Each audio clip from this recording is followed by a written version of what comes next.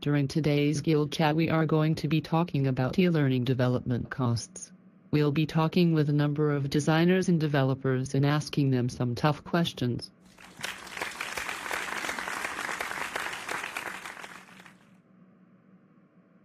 Please welcome our first guest, Buck Andrews. Thank you for having me. This week's Guild Chat questions were written by Mr. Mark Britz of the e-learning Guild. Question 1. What, in your experience, has been the most costly element in your e-learning development? That's a great question. My answer is going to seem a little off. I think the most costly element in e-learning development is not doing a good enough job measuring its effectiveness. I'm not talking about the smiley sheets, the level 1 evaluations where learners say how they like the learning experience. I mean a deep dive some months after the training has been completed. The level 3 evaluation where we determine the impact of the training. Are learners using what they learned and to what extent? Considering how many resources organizations pour into e-learning development, not measuring how well it supports an organization attaining its goals can cost quite a bit. Thank you, Buck, for sharing. Our next guest is Lizzie, a project manager. Hi Lizzie. Thank you for supporting Guild Chat. Thank you for having me. I love sharing with other learning and development professionals. It helps all of us grow. Okay. Here's your question. Which costs do you see as being fixed? Which are more flexible? Excuse me, Lucy. Allergies. LMS is a fixed cost. That's an easy one. Less visible costs are licensing fees. Organizations usually pay these annually. They can add up quick. Staff, of course, is a fixed expense. It can be flexible too, at least on the high side when a customer pulls in a deployment date, for example. Then there are quality assurance costs. Depending on the scope of the project, a flexible cost is bringing in learners to try out early versions of the training to see how well it works. E-learning production isn't cheap, let me tell you. Yes, I imagine producing quality e-learning takes a lot of time and money to make. Our next Guild Chat guest answers is Nancy George, a training program analyst. Thank you for joining us today, Nancy. Here's your question. In what ways have you mitigated high costs in e-learning development? That's a tough question to answer, Lucy. May I have an easier one, please? Sorry about that. It's an inside joke. Sending some work overseas is an option I see happening more and more. We will design scripts, dialogue and scenarios, for example. Editors check them for grammar and so on. Instructional designers select media and come up with ways to engage learners. Then we more or less toss it over the fence to the developers overseas to develop and code it. It's iterative though. You have to be really good at communicating to keep these costs low, otherwise you don't really save that much. Going with templates can save time and money too. This one place where I used to work had this mantra. It went something like this. Common where possible. Custom where it counts.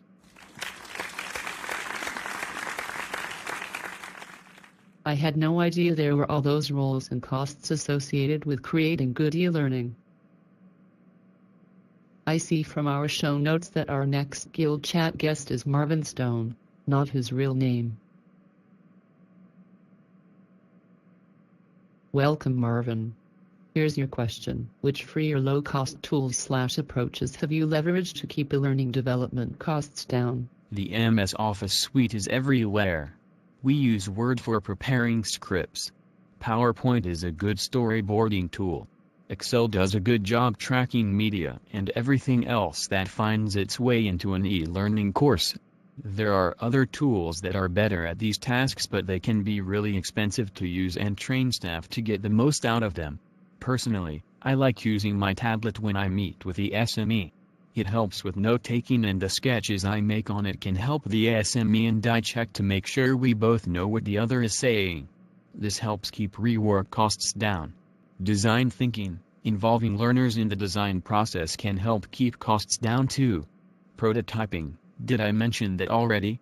Trying stuff out on paper first before committing costly development resources to create semi-functional bits of the course can have a huge impact on saving money. Oh my.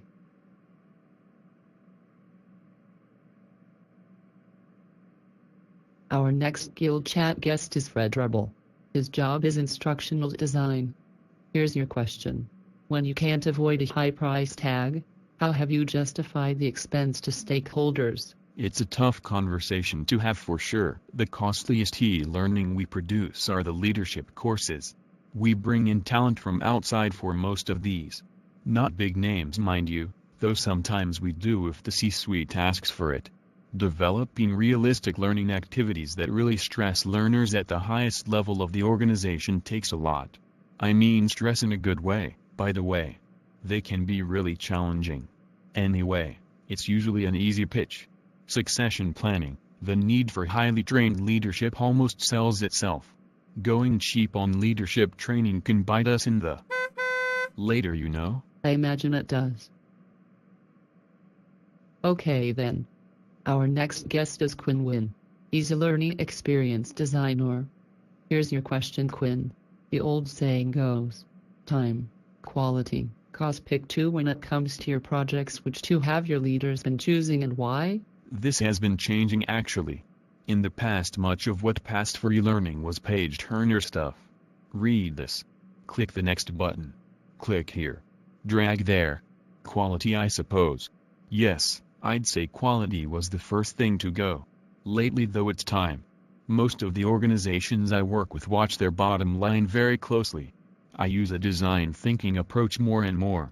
With design thinking, learners and managers work with me and the SME to come up with some really cool learning experiences. It's kind of ironic actually. On the front end, design thinking can look like it takes more time. But it doesn't, not really, though it's iterative. We get through it much faster than previously. And when the project advances to development, well, it zooms. Zoom. Zoom. Thank you for painting such a rich picture. Well, I see we're about out of time. With Guild Chat for the last question is Fireman. Ready or not, here it is. Do you believe e-learning development costs will increase or decrease in the near future? Why? Oy vey, as we used to say in the old country, I'd like to think costs are going to go down near term. If learning and development teams adopt design thinking and add it to their existing workflows, I think costs can come down. Doing more work with the SME and with learners can help reduce expenses, too. Call it design thinking, rapid design, or whatever, but educational technology like tablets can enable L&D teams to do more of the upfront work with learners and the SME, and so get it right the first time. I like the idea of prototyping. You can prototype anything. I heard the other day that a prototype is like a question. You hear something, then make it visible with a prototype. Then your learners and SME look at it, maybe play with it some, then let you know where we got it right and where we didn't. Borrowing teaching strategies from educators I meet through Ed Camp and Q Rockstar has helped me design some really cool stuff on the cheap. Thank you, Fire. May I call you Fire? Well, I see we're out of time. Thank you all for joining us for today's Guild Chat, where we examined e-learning development costs. So Fire, what are you doing later? Good night, Lucy.